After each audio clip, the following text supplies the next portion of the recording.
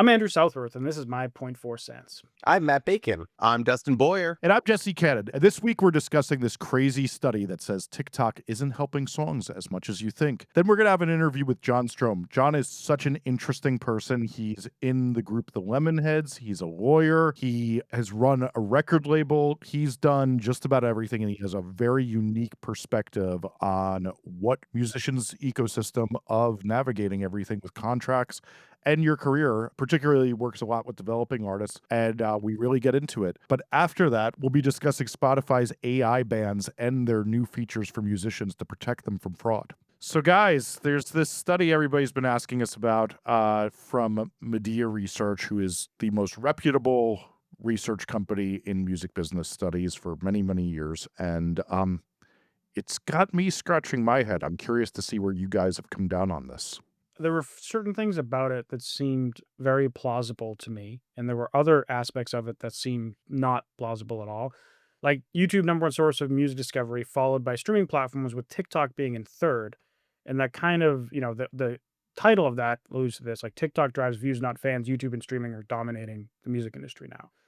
And when it said that like YouTube was the number one source for music discovery and then also streaming platforms, like that wasn't shocking to me because like Mm. I feel like I've discovered most music I listen to on either Spotify or YouTube. Like I don't think I've ever found an artist myself on TikTok, but I don't really consume TikTok. So I'm kind of a outlier. But some of the funnel metrics that they go through later that I'll sure we'll get into seem kind of like crazy, like at how low percentage wise they were saying people actually went and found music. That was my gut reaction, at least. What actually counts as a discovery? So, Dustin, this is exactly what is the good question here. A lot of what has me scratching my head is like, for example, I have never seen word of mouth this low in any study. Like last year, Matt and I spread a study around, and word of mouth was number one, and then they have it way at the bottom. The big problem I'm having parsing this data and why it has me scratching my head is it's really hard to figure out what the fuck they mean by a discovery. And also, like, as they treat it as if even if it's like a song that has a high susceptibility rate where people hear it and they're like, I want to hear more of that.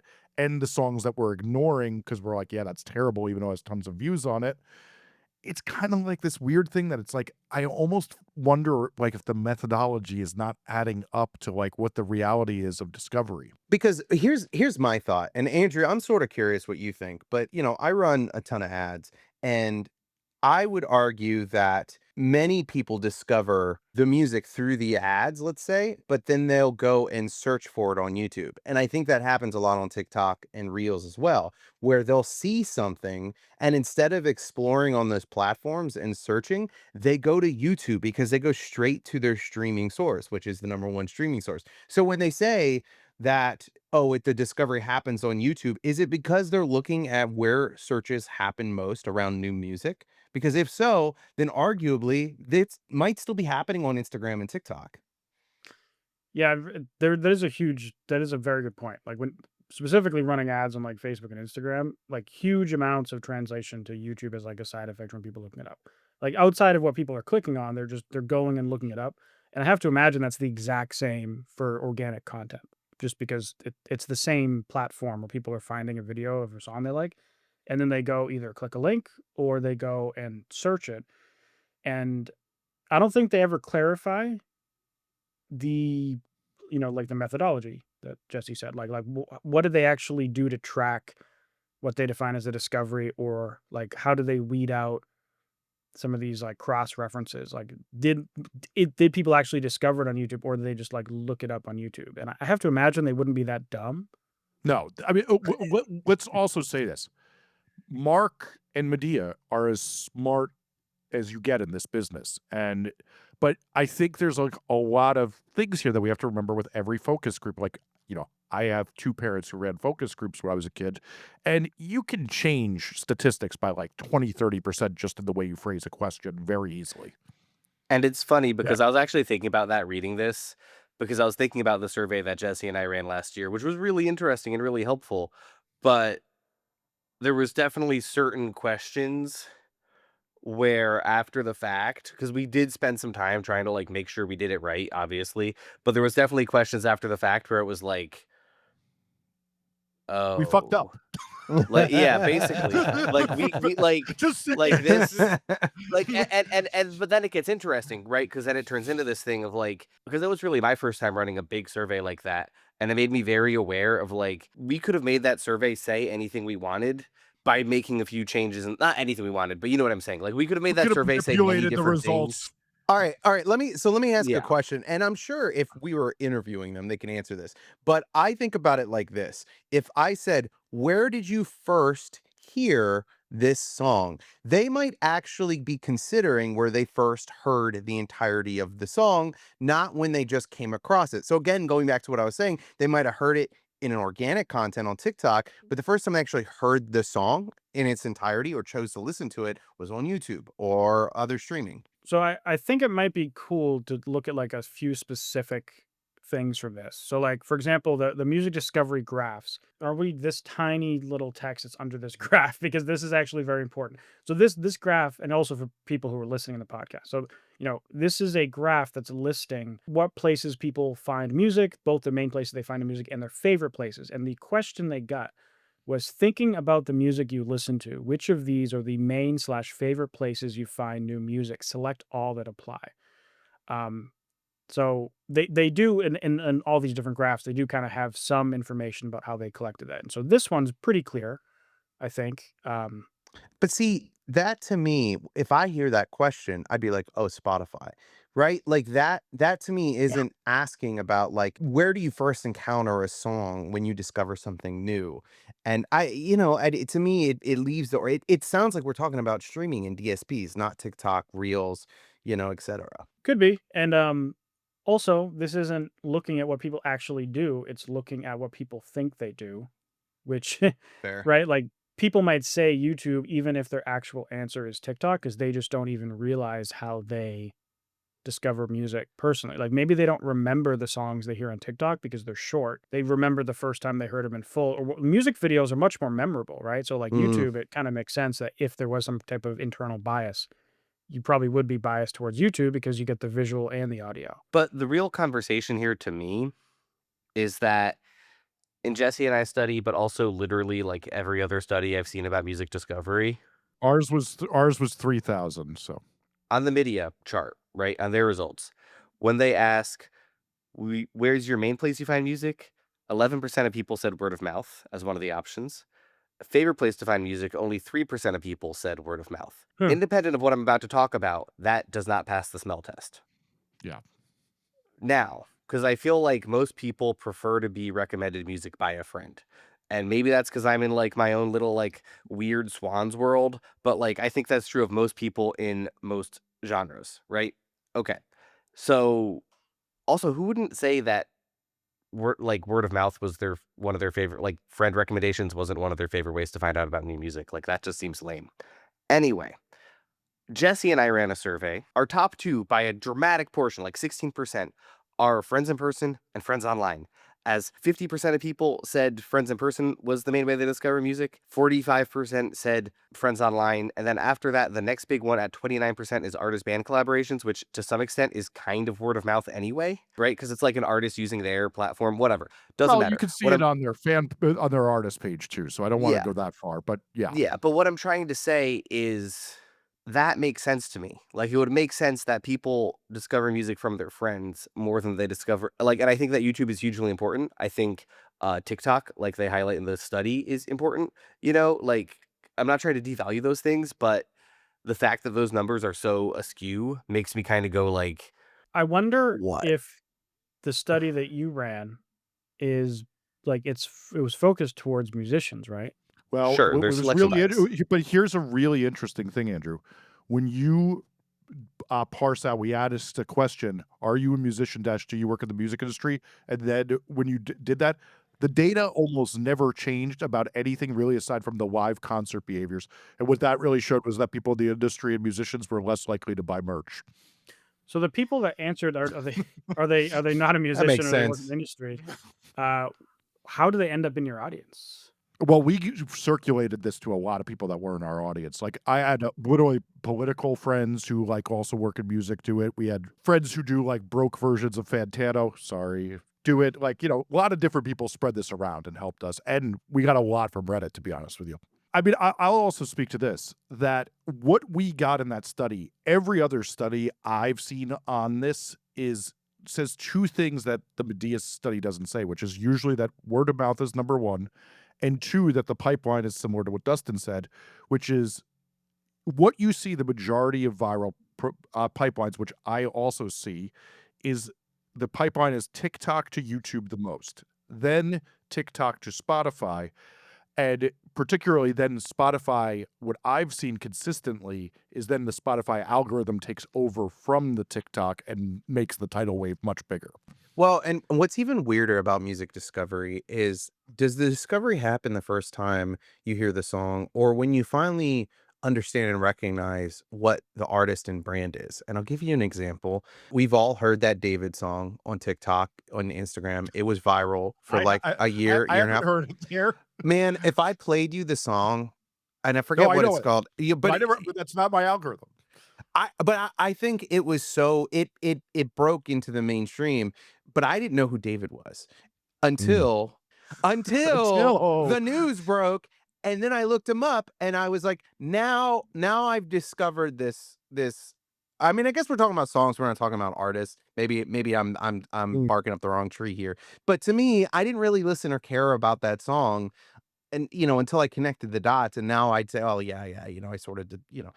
So I don't know, like, to me it's such a weird thing, because I would argue all of our efforts digitally are for naught until we get them to 7, 8, 9 touch points on a song, and they finally go, "What is this song?" And that's the discovery. And so how do you understand that? How do you and I think that's why word of mouth is actually number 1 in my mind, because they probably heard that song a whole bunch, and a friend was like, "Have you heard this?" And they're like, "Oh, yeah, I love this." And that's the moment. That is actually what Yeah. matters. A lot of times when someone recommends you a song, I mean, it really does depend who's recommending it to you as well.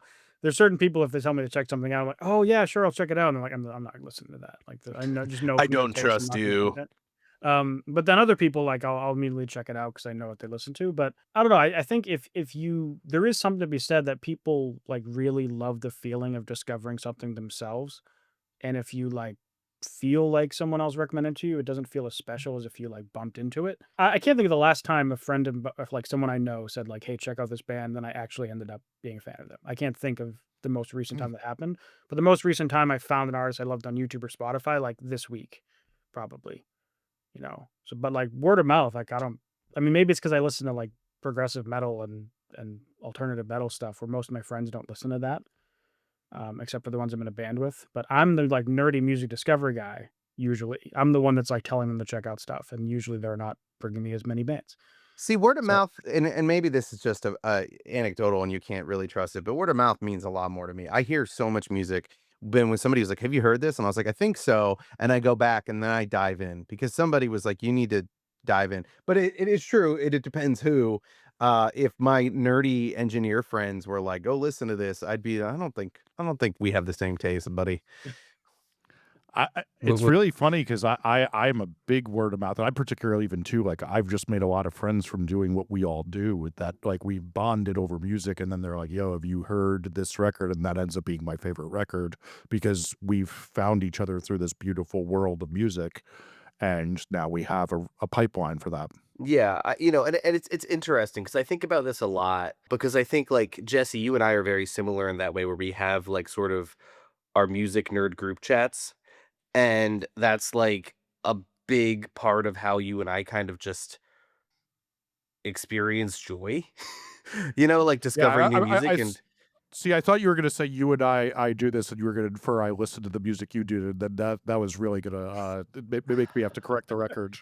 okay. it's true. If But if what if Matt tells you to check something out, you're gonna be I'm like, never checking it I out. wonder which flavor of Matt this is going to be.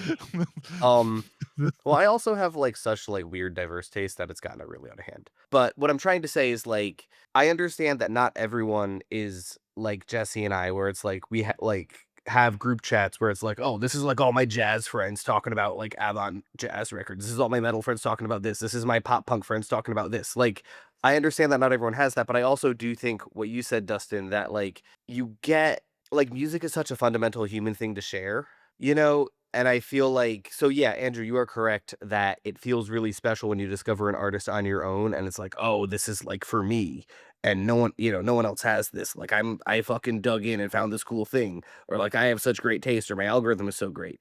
But I also think that there's really this like fundamental piece because I also feel like, so Dustin, you talk about 7 to 9 touch points to get someone to actually check out a song, right? Music discovery is not hearing a sound on TikTok, right? Music discovery is going and actually like giving a shit.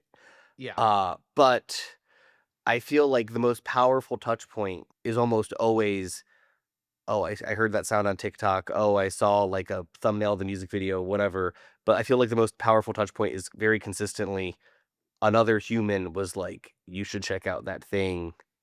It's popped up for me and I liked it. You said something a moment ago about somebody's own taste, and I actually just realized in real time, Andrew, I think that you're the outlier. I don't think people really trust their own taste as much as they do others. I feel that way. I'm more interested in what people have to. I'll hear something. I'm like, I like this, but I'm not very good at understanding what good is. So like, it to me, I'm with you there. Yeah. yeah, isn't it? There are times I'll go on Reddit and or I'll go on Google and I'll search for like 10 best new metalcore bands. And like I'll find a random Redditor who or thing is that I wouldn't even consider word of mouth because I'm looking at like dozens of people's posts and looking at like, oh, I just saw these names pop up a bunch, then I'll go check them out. So like and is that word of mouth? Maybe in a It's way. community, yeah, probably more than word of mouth.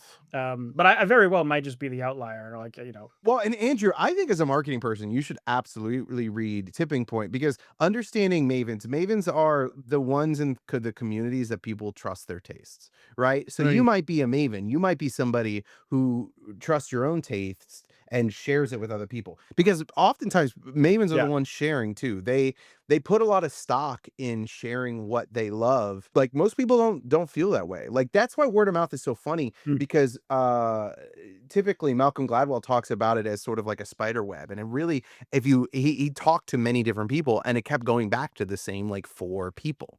It was not that many Mhm. people that were actually the word of mouthers. Yeah. I believe it. I mean, like when I was younger, I was the guy who would be downloading all the stuff from LimeWire, and people come with their iPods to my house, and I load them up for the month. Yeah, you're the maven, bro. So I guess You're a rare maybe breed. There's not I many of thought you you. just like called me a slur or something. I didn't You realize it. maven. Was that homophobic, Dustin? What was that? Yeah, I was like, "What the fuck did you call me?" But to But yeah, circle back, that checks out. It doesn't surprise me. And honestly, I feel like in certain ways, all of us individually are kind of outliers, right? Because we're these like Yeah. nerdy music marketing people too. So it wouldn't surprise me if just us and our main audiences are not the norm from like the average music consumer. Like I look at the way my wife listens to music, could not be more different from how I listen to music. Yeah. Same. I was gonna say that's always something I actually find really funny about music marketing is that the deeper you go in, the less you actually sometimes understand how it works in the real world.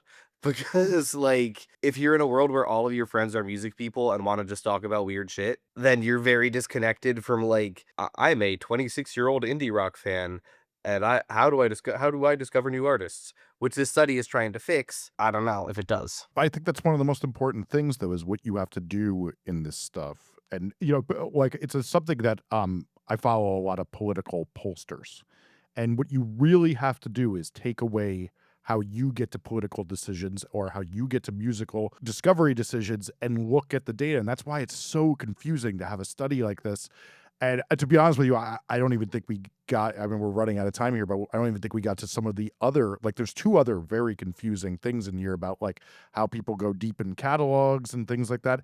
And this is the thing is like, you have to, one of the worst things musicians do is they think that everyone discovers music the way they do. And it's Oh, probably not the case. Yeah. I know we all deal with that. dude, But it's that's like, why. no. And there's 3 really heavy ad guys on here, and I know you guys have heard. Well, I don't want to run ads because I don't click on ads, so Right. people don't Yeah. click on ads. I'm like, Well, your anecdote is not marketing. Like that's not evidence for good marketing. Yeah. I will say, as the anti-ad guy, what was interesting was when in Matt and I's study is the ads came up higher in percentage of views than I thought they would.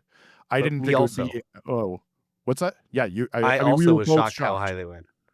I'll get the data Um, up right now so we could actually see this. Yeah, 'cause, Yep, I got it personally, right like, here. I would expect that a like, not a majority would click like, I wouldn't expect a majority of people to click on ads for music, and, like, it's fine though, because when you can run an ad to 10,000,000 people, it's like, who you don't need a majority, you just need, like, 1% of people to dig your song that'll click on an ad, and it's fine, so, I thought I was a never click on ad guy, and then I saw an ad I've seen ad for products that just are perfect for me, and then, like, I bought $900 products off of Facebook ad because they were, like, perfect products for me, and I thought I was, like, not the guy who clicks on ads. Clip that, send it to Zuck.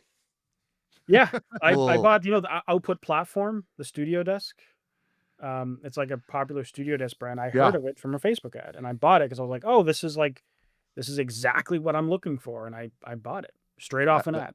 I got interested in it from an ad too. the fundamental rule of marketing is that everybody thinks marketing works, just not on them. yeah. But so to show here, 36% of our respondents had clicked on a Instagram ad, and I'll have to get to the window to see the second one. Oh, interesting. TikTok, 24%, which was tied almost with YouTube, and then in third place was Facebook, and actually, I'm sorry, that was fourth place. It's Spotify was shockingly higher, and we also had Mhm. no, which was 25% for people saying that they don't click at all. So 75% of people said they click on music in your audience. Well, I guess Yeah, you said you shared this around, so it's not just your Yeah, audience. but still, there's yeah, selection bias always. Yeah, that's Um, actually much higher than I would have imagined it would yeah, be same. too, so But it's holy interesting crap. because I click Reddit, and I can't think of a time I've ever clicked an Instagram one. It makes you wonder if like a known maven, like I'm trying to think of one, a guy online who Anthony shared. Fantana. There you go. If you had him endorse a song and then ran an ad around it, how much that would improve. Like you're sort of doubling up on the power of that ad, although he would never allow that. But Well, but I've seen people sort of do that, like, because he'll do, sort of like rapid fire record reviews. I don't know if he still does Mhm. this, but He a friend of does. mine did this. He did like a rapid fire record review mentioning my friend's band, Belushi Speedball. And they created a bunch of content around it. Yeah, like that sort of thing helps, right? Like that influencer marketing thing works. I just don't necessarily like in the way you're talking about. I just don't necessarily know how many influencers are generally viewed as mavens. Like I don't think there's a lot. Like you don't see a lot of influencers who are like discover this new thing But in a sort of mavens aren't influencers because Fantano-esque way. influencers are often paid. But being an influencer doesn't mean that you have, that cachet in whatever genre, right? So if you're just a, Yeah. a, a girly who puts on makeup, but then you talk about a bed you like, it doesn't work. But if you're talking about makeup, then yeah, because you're a maven and makeup people trust your opinion. So Mhm. it's kind of the same thing. I mean, we're really talking about influencer marketing, though, to a degree. Yeah. I am so lucky to be joined today by John Strohm. John is one of the very few people in music that I have ever met that has done 1,000,001 different jobs and sees the music business from so many different sides since he's been in legendary groups that I grew up loving, the Blake Babies and the Lemonheads, and one of which is putting out an amazing new record soon. And then he's been a label head. He's a lawyer. He's a musician himself still to this day and has done tons of jobs. So I wanted to get his feelings on a wide variety of subjects. John, how are you doing today? Keep talking. I'm loving this. I'm doing great. Thanks. I made a mistake this morning that I've been making a lot lately, which is I booked a whole bunch of meetings, and each one of them involved drinking more coffee. And I got to the point by lunchtime where I was just ranting like a maniac. So if I start ranting, it might be over caffeination, but I will try to keep it under control. These are the challenges of my life: is how to manage my coffee consumption. I'm on day one of cutting back by 50%, so I understand this very well. Good Lord. Good luck. Yeah, yeah, yeah. This is actually a place I wanted to start from is you see so many angles of things like as a lawyer, you're seeing what deals are. You're running a record label. You have been involved with the early days of so many artists' career, which I also think is interesting because so many people in your position just jump in after it's already happening. What is going wrong in the music world you don't think people are discussing enough right now? I know you could Wow. go on forever, so this is basically me just opening the floodgates from the beginning. Well, I'm going to back up a little bit. And in 2017, I had been a lawyer already for 12 years, 13 years, something like that. And I got recruited to run a label in Concord, which called Rounder Records, which is sort of a folk roots Americana label. Goes back, it's more than 50 years old. It was a bit of a gut check because I had a very good artist practice at that time that I built over those 13 years. I was working with a bunch of great acts, Bon Iver and Phoebe Bridgers and Sturgill Simpson and Alabama Shakes and others. So, It's just like every relevant group of that time. well, look, I mean, it's hard to know how much of that was getting lucky and how much of that was having a real insight. But, I'm a music obsessive. All those acts and others I started working with at a very early stage. So I was involved in the development process. And Tom Wally was my boss at Concord. He was one of the Interscope founders. He was the head of Warner Brothers Records for over a decade, and he had identified me as somebody with a good sensibility for these things. So he approached me and said, "I want to build this into a preeminent independent roots label," and that seemed like a good idea to me. It was a gut check to walk away from my practice, but it's something that I'd always wanted to do because if I could have become an A&R person at some point early in my career, I probably would have done it. I just didn't know how to do it, and a lot of the law practice thing was figuring out how to use that toolbox for artist development. So when I had that platform now, I could go into this company. It's a multi-billion dollar music company, Concord, with lots of very, very successful projects and catalogs and whatnot. And my thinking when I went in there was if I could identify the talent, if I could bring in the right acts, that I would have this marketing infrastructure that would be sufficient, right? That would, if I had somebody running marketing and I could use their shared services, and I found that to really not be true. And quite frankly, I didn't know a whole lot about marketing going in. I knew that before that you had to have a good publicist, and there were certain things that you would have want to have in place. But it was a different world back then, right? That was before the consumption model had really scaled to the point where it is now. Social media was something completely different, and I realized when I got into the label that I really had to take responsibility for understanding how to build an audience from the ground. For example, we signed Sierra Farrell to Rounder, who is now enjoying a big moment, but it took 5 or I'll 6 say, years. Right, but it took years. So when we signed her, she had 0 monthly listeners on Spotify because she had no music out. She didn't have much going on in socials. We signed her on a viral video that was something like 100,000 views. Now it has, 12 or 13 million views. But she was just an incredibly talented artist, and there wasn't a lot that a label like that could do with an artist at that stage. We had to get the wheels on. We had to work with her management, work with her, work with her agent to figure out how to get her from A to B, and that worked, but it took 5 years. mm, It was just starting to break out when I left the label a few years ago after 4.5 years. So during that time, as a label head, I had to figure out a lot of things about marketing that I hadn't had to figure out before. Most of them about what do you do in the very early stage. And what now we're in this completely transformed industry. And I'm really excited about it because I consider myself an artist development specialist. I consider myself an artist advocate. I want to find ways to build careers. That's why I'm so interested in what you do. That's why I'm so interested in this podcast. That's why I seek people who are great at marketing because I understand that early stage marketing, when you find great music, when you find acts that are really motivated, they're really doing the work, that's the secret sauce. That's the keys to the kingdom is you get the marketing piece right. So that's really made me even more ambitious and even more excited about things. The fact that I have so many more options for how to develop artists from an early stage. I don't need to be with a label. I can do that with the toolbox I have. So what's gone wrong in the industry is that the label model has collapsed on itself. It doesn't really work anymore. And there's been a transformation in the industry, which has been as significant as we've ever seen, where it used to be that labels and publishers were self-contained entities building catalog. They were building a larger asset of catalog value. That's no longer really an option. because artists can go to distributors, they can own their copyrights. If they have good advice from people like me, or probably people like you, or managers or whatever, they can say, no, hold on to your assets because you're building value.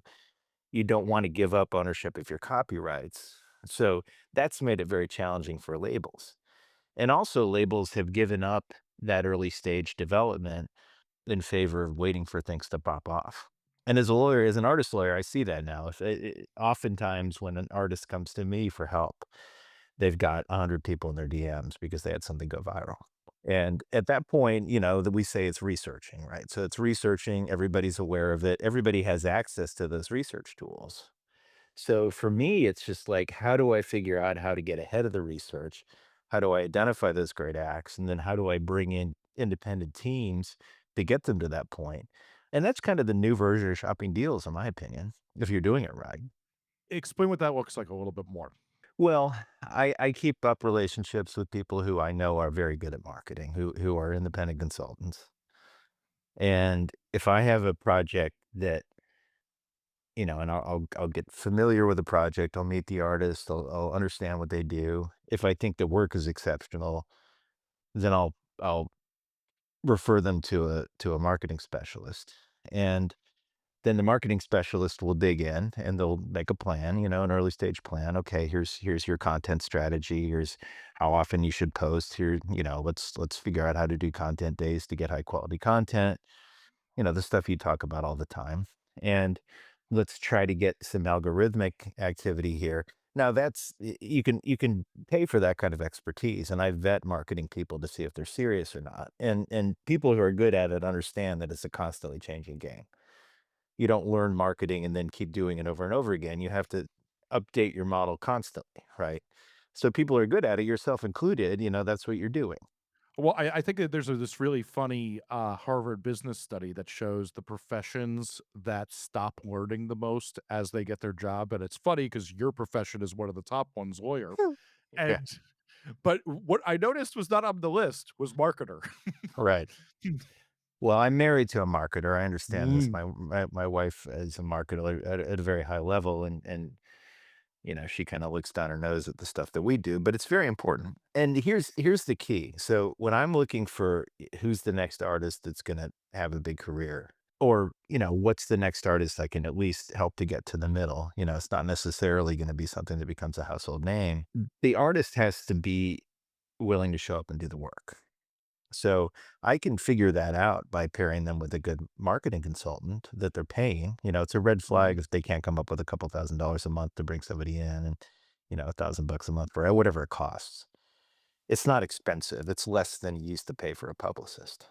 And then I can learn through feedback from the marketing specialist about whether or not that artist is doing the work. And then they're going to create opportunities for themselves because they're going to build an audience through marketing. And this assumes that the music is great. I think that's the Mm. one thing that every marketing person that's worth their salt tells me is that they can't do what they do unless they No. have very, very good music. The proof always is how often I show artists that are doing incredible marketing, and then you look at their Spotify, and the views is like the views to streams ratio is under 0.5%, and you're like, that's bad. That's right. So really the formula, if there is one, and I think it's constantly changing, there's no single formula, but generally you're looking for great music, meaning that it's music that's going to appeal to a large audience. And I've learned over time that my tastes are pretty mainstream.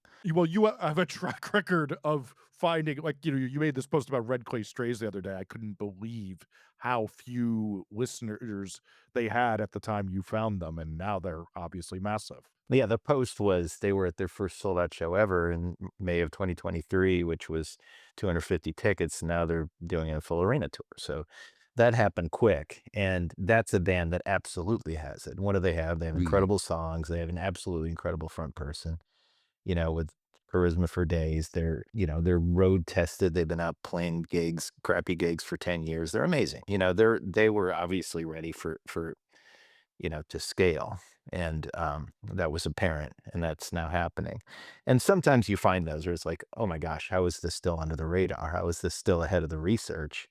How is every label not trying to sign this band? Those are the lucky moments that we count on. But anyway, you can tell when it's very good. And I can imagine if it can connect with an audience because I'm a huge music fan. I'm a musician and I can't ignore the hairs in the back of my neck, you know.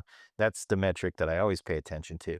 And then there's the work ethic, you know, are they going to do the work? Those guys have been out on the road for almost a decade playing crappy gigs. Yes, they're going to do the work. And they'd figured out how to do it all themselves. There's the person who's in their organization, the brother of the lead singer who does all the content strategy, is very good at it. He's learned it. The other project I've worked on in recent years that's scaled like that is Billy Strings. He had the same thing. They brought on a content person Incredible. very, very early. And what's the message they're sending through their socials? This is an incredible show you don't want to miss. I mean, even as me who is not that interested in that style of music, I started catching on and seeing it and going, "This kid is killing it." Right. So you see these things that are going to build traction and then you see that they do the work. And then what you need beyond that is just the resource of somebody competent who's going to step in, or not just competent, but excellent, who's going to step in and say, here's a marketing plan that's going to help to build an audience. And then I think you can build anything that way to the middle. And then occasionally you're going to get one like a Billy or Red Clay Strays that just goes well beyond that. And so in the marketing parlance, you're sort of creating a funnel to see that you're going to actually get projects, and you know, you don't have to hip pocket projects. I don't have to sign projects and forget about them because I'm a lawyer and I'm providing services, and mid-level artists need lawyer services too. They're good clients. To have the business that I want to build, I have to occasionally find something that's going to scale beyond that. And I'm building a methodology for that. That's why I don't regret taking 5 years out of my practice and losing my entire clientele to go to a label, is because that's what forced me to sit down and figure that out. That makes a lot of sense. One of the things I appreciate about you, knowing you, is your passion. Anybody who reads your newsletter, which I read every one of them and enjoy very much, it is so apparent that people are always astounded when anyone past 35 is head is in the game. You have the passion that when I'm looking at somebody older than me, that I'm like, I hope to God I still have. One of the things you've been very passionate that you talked to me about that I think is very important is how you think AI music should be dealt with. I would love you to tell the audience about that since I largely know. First of all, to be clear, I'm not opposed to AI. I recognize that there are so many important uses for AI tools and what we do, whether it's powering algorithms or giving you tools to use in the studio. And I have a background in engineering too. And I'm really excited to see where the technology goes. And I have friends who work in music tech platforms who are really excited about the tools they're building. It's amazing that we don't have to spend a fortune on mastering. It's amazing that, you know, we have all these tools that simplify the process, and Mhm. it's been a democratizing factor in our business that recording high quality audio has gotten so much easier, and I'm excited about that. And I'm even excited about making music on a prompt. I don't do it now, and I don't do it for a very specific reason, is which is because I don't support the platforms that have launched because they're not licensed, they're not transparent about their training sets. So my position is that if you're going to build a tech platform using music, that it's unacceptable to just use it and say this is fair use. And you know, fair use is an arcane concept in copyright, and we don't need to go deep into that. But there's an open question as to whether or not training uncopyrighted works in various contexts is or is not fair use. And I think at the heart of the fair use argument is the question of value, of are you taking value from something? So if you're referencing something in an academic journal, you're obviously not taking the value of it. You know, you're putting it in an academic context. That's a good example of something probably an easy case for fair use. But I think that if you create an algorithm you can use to create music and you train it on copyrighted music, then it's pretty obvious to me that the algorithm is useless without the training set. And you can't create quality music without a high quality training set. And my understanding of how these models are trained is there's a sort of a blunt training where they learn how to make music, where you use maybe 100 million tracks, and then there's a fine tuning process where you teach it how to make good music. The AI scientist I've talked to who does this for a living basically says that the hardest part of all this is teaching it what to include and exclude and what is not good information, what is good information. And that's the biggest problem while we're not seeing as much progress as we used to with AI. Right, so that's a curated training set. So they've Yep. somebody who understands music has gone and selected tracks, even if it's 100,000 tracks, they selected tracks that are high quality tracks that will teach the model how to make high quality music. And if you take that away, then it sucks. Yep. I mean, it kind of sucks now, and I have it'll be an emotional day for me the first time I hear a purely AI generated piece of music that makes me feel emotional. It hasn't happened yet. And I think it's been a really interesting conversation around some of these AI moments like the Velvet Sundown, which is this AI generated classic rock thing that's on Spotify that went viral because, oh, can you believe how good this is? It sounds just like music. Wow. That's sort of where we are. But I'm a music fan and I'm not going to listen to Velvet Sundown instead of Neil Young records. It's just, it sounds like high quality music, but it doesn't have the quality of music that makes me want to listen to it. And I think Yeah. it'll be a And long time before something's going to get there. But I also think that if you're creating commercial products that are derivative of high quality, valuable music assets, then there needs to be a licensing model, and I think the fact that there isn't a licensing model yet is largely because I don't wanna go too deep into politics, but the federal government right now is trying to pave the way for AI companies to do whatever they wanna do because we're supposedly in this arms race with China, and if we're taking our cues from China about how to run our IP laws, we got a much bigger problem. So, I just think that I'm not going to support these AI models, and I'm not gonna use them until there's a licensing infrastructure. Just like I didn't steal music from file sharing platforms when I was in law school, maybe I would have if it was before I was in law school. I was gonna say that's very mature of you, but yeah, no, I have this policy now that I stole so much that I rent every movie I buy, every record I like because I'm paying back my years of theft. That's good. Well, I mean, I went on those platforms and I tried it. I was not somebody taking reams of music and I felt weird about it. And probably a lot of my reason for not participating in that activity is that I was going to be a lawyer and I didn't want to be, revealed as somebody who's stealing music, but also I just generally didn't want to be stealing music. I think that our industry handled that so poorly at the time. It was incredibly frustrating to watch. And Yeah. I've been a big advocate for the model that we have now, the consumption model from a very early stage, because I used to hang around more with technology people than music people who convinced me that the only path forward for recorded music was to have an access model with music essentially as a utility, what we have now. It was not a popular position in 2005 to say that's where everything's going, we should support it. But I don't feel the same way about AI. I don't feel that it's inevitable that all this Mm. is free any more than it was inevitable that all the music was free on the internet back then. I just think we as music rights holders, as advocates for artists, as advocates for copyright owners, for labels, for publishers, should just draw a hard line and insist on having a licensing model that's fair. 100%. No, and I think to your point about the Velvet Sundown, I pulled it up while we were talking so I could speak factually. Is they are at their peak was 1.3 million monthly listeners. When they got the attention and got discovered, they were at 330,000. They're now below 300,000 because no one really is sticking around for what they are selling, and it's just purely people still hearing about the gimmick and then they leave the gimmick. There's one AI artist, quote unquote artist, that I really enjoy, and that's called Mm, Beats by AI. Do you know Beats by AI? I Are do you not, familiar with that? Well, you not at should check all. out Beats by AI. Beats by AI is a they make country music, like commercial country music that's extremely pornographic. And I think somebody's writing these poems because they're so weird and they're just so graphic. But it's really interesting because commercial country is a genre that AI does great. It's Right? so funny because we were just talking about this on the podcast like 2 weeks ago, and we're discussing which genres it's going to be good at first. Yeah. Well, it's so formulaic. Do you remember that there was a meme back in like 2014 or so where somebody put together um, a grid with a bunch of different commercial country songs, and they were all basically the same song.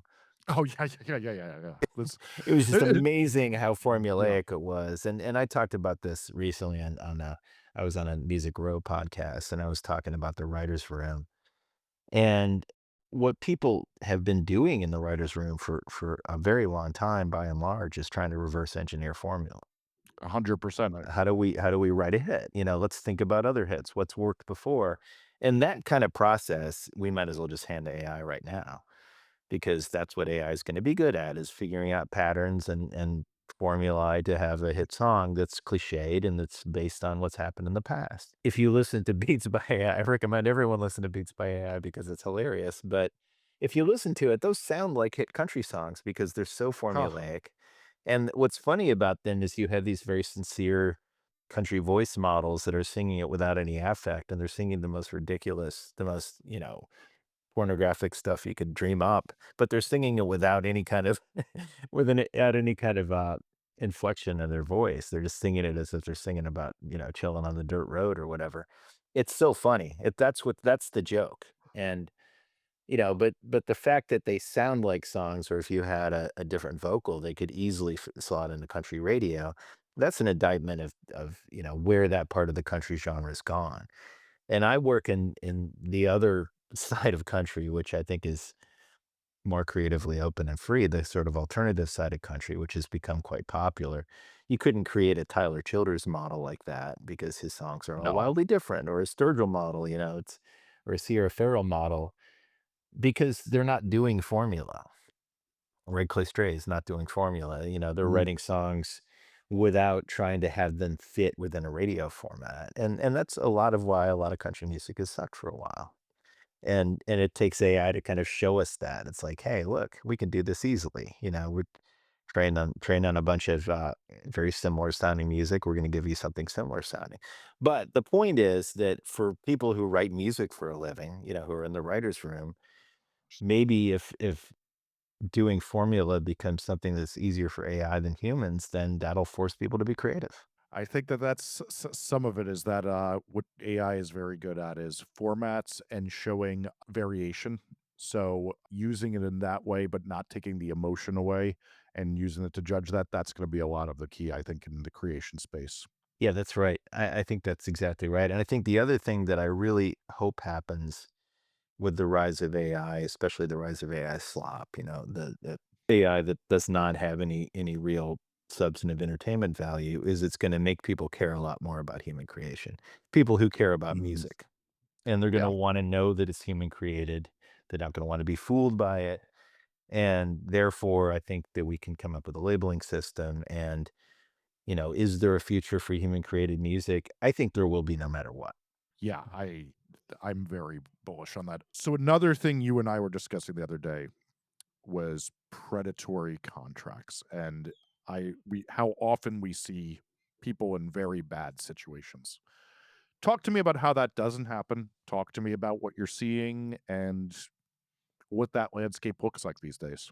Yeah, I'll give you an example. So I'm not going to name names. I'd have to Yeah. keep client confidentiality, We but don't want to get sued. no, I have to be very, I can talk about Red Clay Strays because they've made clear that they're fine with me talking publicly about the fact that I work with them. But I had an artist client that was a very young artist. A lot of times, I think this is something that the American Idols of the world has normalized, that somebody who's 14 or 15 years old could have a career in music. I think it's always problematic. I don't think that there's any particular reason to rush young artists to market, but sometimes they don't have a lot of choice in it. They go viral or something like that. I had a young client that had a big viral moment and had a bunch of labels show up, but also had a bunch of scammers show up. And this was very early in my return to law practice, and I made a spreadsheet. I wouldn't do this now because I would just discount 90% of them as just being scammers. But I made a spreadsheet with all the different people that reached out to this kid on their social media platform, just DMs. And many, many, many of them were not legitimate companies. They were people who were just had figured out how to research and, show up at the right moment. And this was a big enough viral moment so that there were literally hundreds of them. which is wild to see. And you have the legitimate people in there. And part of my job is to go through and say, okay, this is worth having a conversation with. But imagine if it's that same kid and it's a little bit earlier stage and somebody shows up and flatters them and says, "Hey, we're a music company. We'd love to, help you. We love what you're doing, whatever." And they click through a contract online. I mean, it doesn't really work if it's a 14-year-old because they don't have capacity. They can get out of it if they're a kid, but it doesn't matter their age. This can happen to anyone who has a moment. People who make music are by and large very eager for that kind of reinforcement. They believe they're on some kind of destiny. They're going to have a career. This is their big break. This is a mindset. I've been there. I understand it. Yeah. I've been a kid trying to find my way in music before. I understand that somebody shows up and flatters you, it's going to be very meaningful. And then they sign something and they don't understand what they signed because they didn't have legal counsel and they didn't have anybody to explain it. And then I think a lot of what these companies do is they'll just sort of create a pool of possibilities, creating a funnel. And if something pops, then great. But otherwise, they'll just let it languish there. And now, so what I see is I'll have somebody reach out to me because they have real opportunities. And it's like, oh, yeah, by the way, we signed this thing a couple of years ago. Is this a problem? And it's always a problem because they're under an exclusive term. A lot of these predatory distribution platforms mostly are doing deals where they're pretending to be labels where they have very long tails and they don't really give them any money or any resources. They're just like, let's see if this keeps going. And that can literally shut down a career. And I had an experience recently where there's a producer I work with who found an artist he got really excited about and realized that this artist was under a deal and approached the platform and said, "Hey, you know, I'm interested in working with this artist. Can we free up a little bit of money to bring him in the studio?" And it's a successful producer who was probably actually much closer to a big break. And the platform was like, "No, we're not going to pay you anything. He's just under this contract. You can, you're welcome to work with him." And that's really, so then the producer moves on and works on something else. That's heartbreaking.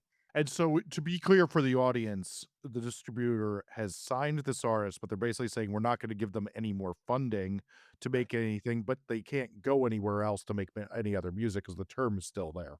Term That's being right. how many years the agreement's there for. They're gonna hold on to it, and then the producer shows up and says, "We'd love to work with this artist. Can you give us a budget?" And the answer is sometimes no, sometimes yes, sometimes no. It's just always a disappointing realization when I find an artist that's very promising and, they want my help and they wanna work with me and they wanna build a team, and you realize that they're stuck in some company that's not really going to help them. They never really intended to help them. They just intended to lock down the rights in case they found their way some other way. And that kind of thing is very rampant these days.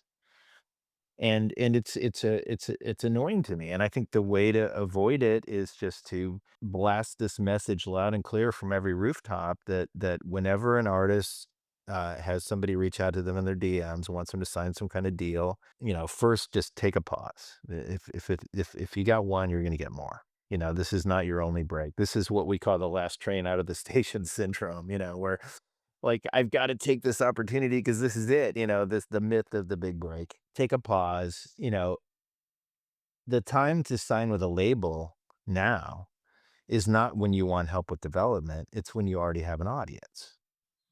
And, the Red Clay Strays situation was perfect. They signed with RCA once they had a full-on viral moment, they had a very successful independent record. They had basically every label coming after them, and they could decide who they wanted to work with, and they could more or less dictate the terms. That's the way to do it. That's the way to, and you should only sign a deal like that when your ambition is to be a serious global act, and you need that investment and you need those resources. And so labels will sign early stage developing artists to much more brutal contracts that are not really in step with the times because the trend with contracts is to be much more artist friendly and to, concede ownership for the artist and keep shorter terms. And, that's the way that the trend is going for successful projects. So I counsel artists to, if at all possible, to hold on to their ownership. And that's nothing new. Yeah, I would do that Yeah. 20 years ago. It was just less likely that we can actually accomplish it. But now, 100%. It's amazing how much more that is a conversation that could be entertained if somebody just opens the door and the label dash management even hears just, okay, you know enough to ask for that. that's right. Well, the reason why it's more important now than it's ever been, I think, is because one of the things to come out of the maturity of streaming. So now we have a mature streaming model. And you see this when you have a successful track, then it'll lock into kind of an algorithmic pattern where the streaming for that track is very consistent. And there's decay, but you can look at a successful track on Spotify or Apple Music, and you can say this is going to continue to make money over the next 10 years. Well, then it becomes a stable asset. Then it becomes something that a conservative investor would want to buy because they're buying a revenue stream. That's brand new. That's brand new in the last 10 or 15 years. And before that, companies like labels and publishers owned the assets. Now there are outside investors, private equity firms, all these different, companies that are in the business of buying catalogs. And they'll buy catalogs earlier and earlier. So I've done catalog deals, asset sales for artists that have maybe 1 million monthly listeners and a couple of, relatively successful tracks. These are small deals, but these artists are able, on their terms, at their discretion, to extract the value that they've created, the future value, and then potentially reinvest that money in building their career. And that's a great model because that's real money. Yeah. And what's not real money is advance money, in pocket money for an artist from a label to own their next 6 albums and all the copyrights for the life of copyright. That's betting against yourself money. So I'm looking for ways for artists to build their careers and their asset value so that they can make real money from their actual business that exists rather than some kind of speculative business, which is what record deals used to be almost all the time. I think that is the game. And like one of the things I think is interesting, since you've very recently in recent years done this. So like, what is an indicator that it's time to make the jump for a lot of ours? A lot of people are just like, I have too many headaches, I want help. What is a real indicator that like you should get a deal signed when there's people in your DMs? Well, the first question I ask every new client that I take on, every new artist client, is what are you trying to build? What are your goals? And I get a range of answers. There's two basic answers. One of them is I want to have an independent business that's sustainable, that's my livelihood, and I want to have control over it. And that's kind of the independent artist path. I want creative control. And then there's another one, which is I want to be a superstar. I want to be massive. I want to have a huge global business. And I hear both. And Mhm. I hear the former more than the latter. And sometimes if somebody says I want to be a superstar and it's completely detached from reality, then I'm probably not going to work with them because I know that I'm setting myself up for unreasonable expectations. And a huge part of this job, no matter who you are and what you do, is managing expectations. But if I'm talking to them, it means there's at least something going on.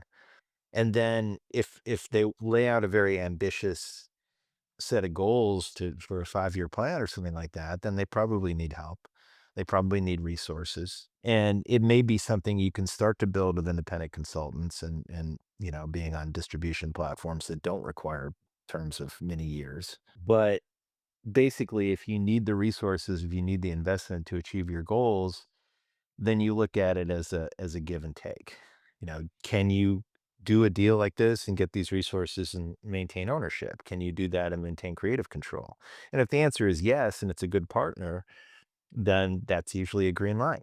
But it's always a conversation about the goals and how it squares with the goals and what they can do without having to give up, long-term interest in copyright. And there's always the potential, and I experienced this when you're as a label head at a label where there is pressure from the label to the artist to be more commercial. I remember there was one particular artist project that I was very close to, and the artist told me that they wanted to have a radio hit. And that's something a lot of artists want. They wanted to be big on the radio. And so I talked to my promotion team and, they said that there wasn't really a song on the album that they thought was going to work for the format. And so I had to go back to the artist and say, yeah, if you really want that, you're gonna have to go back in the studio and keep working. And that's not necessarily what an artist wants to hear. And that's the cliche of the label guy is coming in and saying like, yeah, you really, I don't think you have what you need to achieve your goals at this point. That's all based around what the artist has said that they wanted to accomplish. They said, we want to have a successful release. We want to, top five, AAA, whatever. Okay, you don't have the song. I rely on my experts, my promotion team. They say you don't have the song.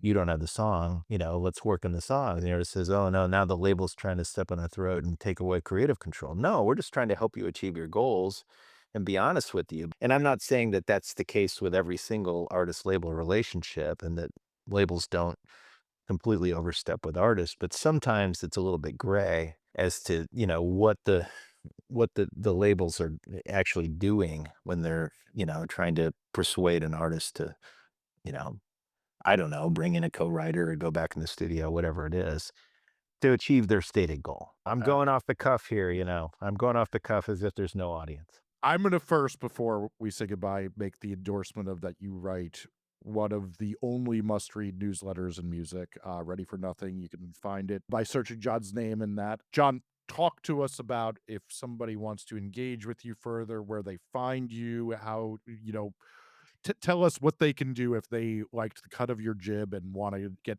to know you more. Well, my firm is called Midas Strohm. It's just me and Robert Midas, another music lawyer. Just launched a firm just about 6 months ago, which has been very liberating. MidasStrohm.com, MeitusStrohm.com. You can find us, and you can reach me directly through that website. And yeah, look, I love to hear from artists, and I'm usually willing to take a consult without sending a bill if it's somebody that sincerely thinks that they could use my help. And some of the best clients I've had and best experiences I've had have been, kind of cold calls. So I'm very open to that. And it's this is a lifelong obsession for me. Yeah, I'm an old person, and I'm as excited and dialed into this as I've ever been because I see the industry changing in ways that excite me. It may disappoint me in the end.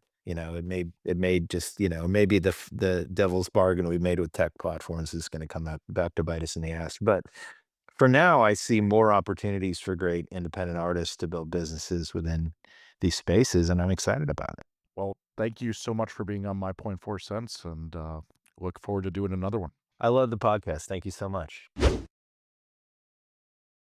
Right now, memberships are live for YouTube, and soon Apple and Spotify should have them as well. We'd really appreciate you supporting us there. And this week, all the members will get a discussion of content sandwiches and whether they're better to do, the full interview with John Strohm, and a discussion of if this is the worst time to be a musician or not. So if you're hungry, come get that content sandwich. Yeah. So Spotify did a good thing for once. Like it was funny. I logged on to Threads or whatever, and someone was posting it, and I was like, did Spotify do a thing that's like universally like a good thing? I mean, there were still people who found ways to complain about it. Dude, so many people were surprised. Yeah. So they tightened their AI policies. They removed 75 million spammy tracks. They were addressing issues like impersonation of artists, content mismatch, which is when you find a song that's not supposed to be in a profile on your profile, which is a huge issue. And they're coming up with a system to standardize AI disclosure with the distributors, meaning they're working with the distros to come up with a way where creators can claim certain elements of their music are used AI tools. And it's all optional. And they said that like they're not looking to like penalize or like ban AI. They're looking to just make it transparent and open so that people can see the tools that are used. And the stuff that they pulled from their platform is basically like just the spam upload botting crap that's designed to steal money from the royalty pool. And most people, I think, were just kind of like, good job, Spotify. You know, like after a year of pretty bad press, right? AI drones and lowering pay rates for songwriters and stuff, like finally a win for artists on Spotify. Any thoughts? That's it. Good I- job, Spotify. I want to know why it was to their advantage, right? Like they don't do this out of the kindness of their heart. So they might PR and spin it to being like, look, we're helping artists, but there's a reason behind this, right? well, Like but there's it gotta be. always It's always very easy. Think of it this way. The labels put pressure on Spotify for how big the pay pool is. That's draining from the pay pool, And since, they're taking a certain percentage of their profits and paying it across everybody from the percentage of consumption. This is hurting with the four bodies that could play to Spotify, who have a voice of the room, the three majors in Merlin.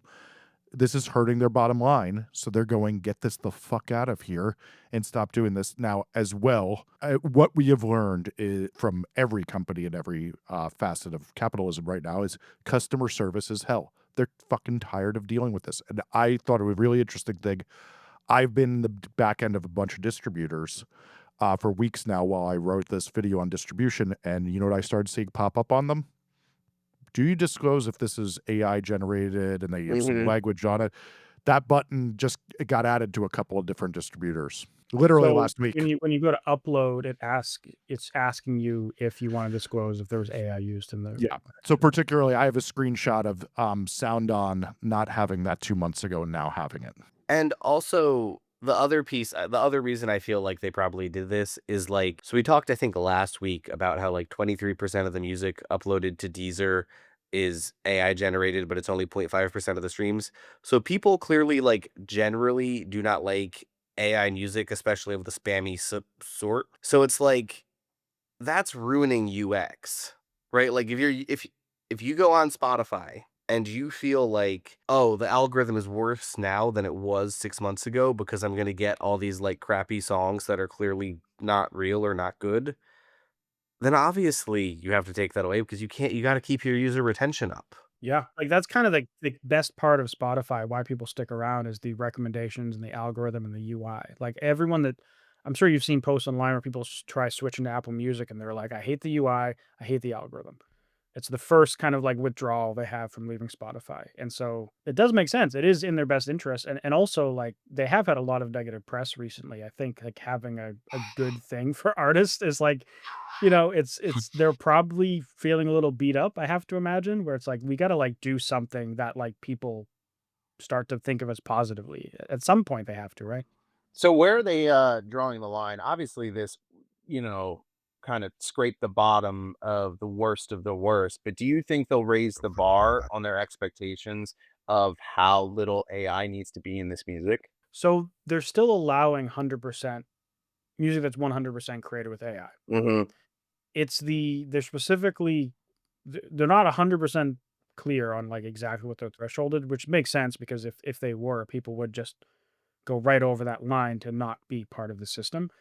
But they said it's just the most slop tracks, like tracks that are like uploaded in mass just to like have SEO things. So like uploading like every word or like certain phrases and stuff. And I think there's also really just like a size thing to it. A few years ago, like I met someone at ADE, or last year rather, it's a year ago.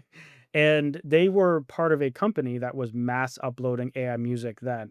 And this wasn't like 10 albums a week. This wasn't 100 albums a week. This was like 1,000 albums a day kind of a thing to scale, like just dumping music online with like video content for each release using like software things they made. So that's like slop, straight up slop dump SEO, like mass scale kind of like exploiting the royalty pool. And I think that's the vibe I get reading their language of what they're excluding here. It's not like, an artist uploads 10 albums over the course of a year that's AI music. With Suno, it's like uploading thousands of songs in like a month or a year or something like that. So there was a thread from a fraud detection, maybe CEO, I don't remember, but they said that you'd be shocked how many of these songs are just somebody goes into Suno, writes a one-line prompt that 100 other people have written and are uploading essentially 98% the same exact song. And that happens every single day. And I know what happens because recently I had to just do an example with an hour's notice and I did the same thing. And sure enough, like I changed the prompt barely at all. And it was almost the same exact song. And also those same exact songs might perform similarly too, right? So if you find a song that's a winning song and then you generate like a new version of it that's basically the same, but it's just different enough to not get flagged, that's a big problem too, because then you're listening to Spotify and it's like, didn't I just hear this song? And you look and it's not.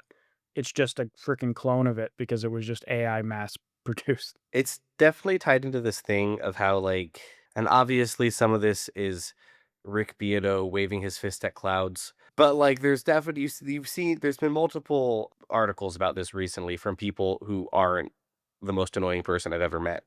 And what Spotify is getting onto is that the quality of the internet, of content you find on the internet, in many cases feels like it's getting worse because of AI slopification of everything, right?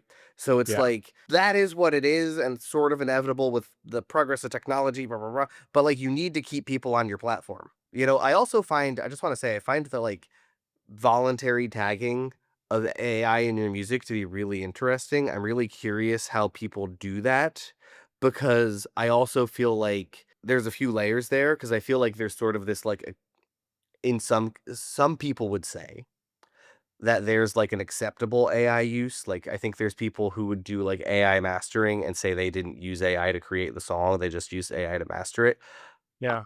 I'm not giving a feeling there. I'm just saying I'm curious who tags what and why, and I think that's gonna be interesting to see. I'm also curious to see if that becomes like, I feel like that's not something you can make an obligatory thing because of, like there is a dialogue of, like, is AI mastering, like, truly evil? And I'm aware that Jesse's, like, a mastering engineer, but you get what I'm Yeah. trying to say. Well, but there's also you even in AI mastering, there's different layers. Like yeah. there's Yeah, yeah, AI yeah, mastering 100%, that touches the 100%. audio, and then AI mastering that doesn't touch the audio. It just touches the knobs that influence the audio, which I is mean, that already is different.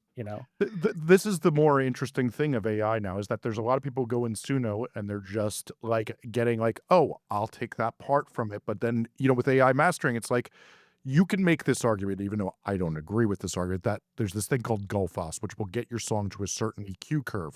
Now, I Yeah. interestingly use Gullfoss in a way where I only like it on the high end sometimes. So only the frequencies above 16 kilohertz, which is barely any of the song, sometimes I'm using that on. So it's like, do we want to draw the line that Is that's not that okay? AI?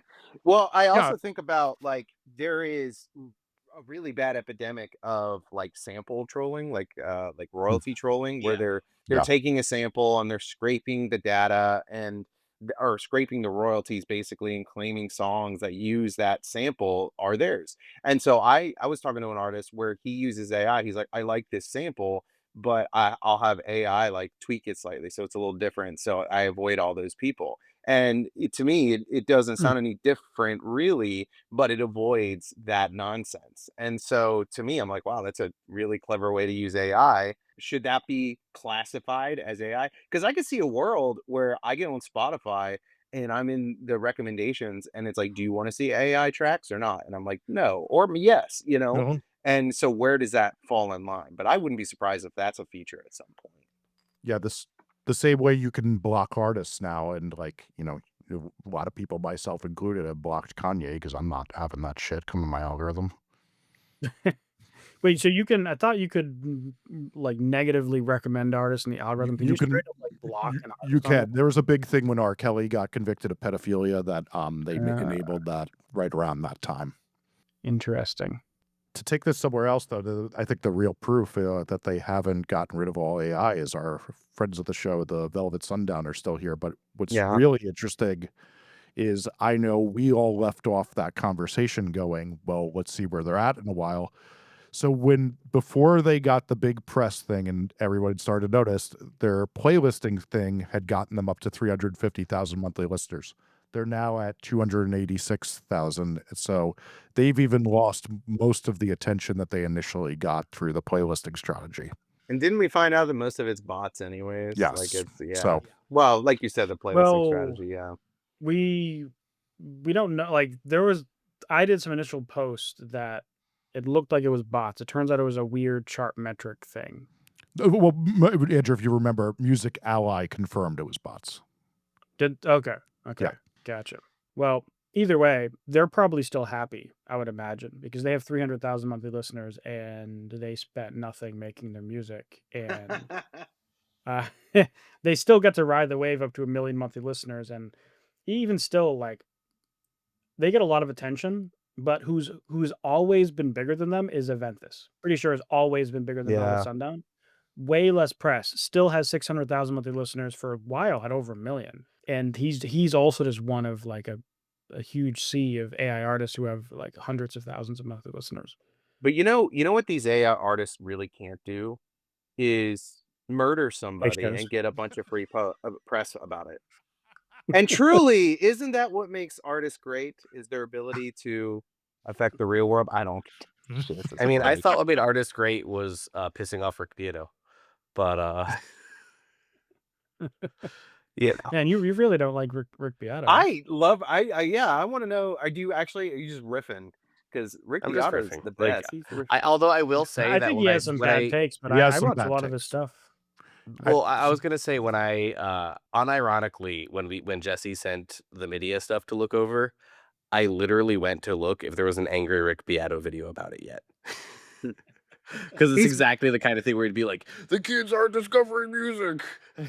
And- what I love about him though is that he'll have like some in-depth thing about music and then a video where he's just pissed off at Universal.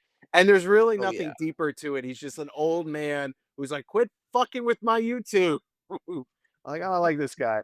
My biggest problem always is that like there's so many things that are like a Google away. Like it's not even hard research, and he just makes the video anyway. That is just totally uninformed. Yeah.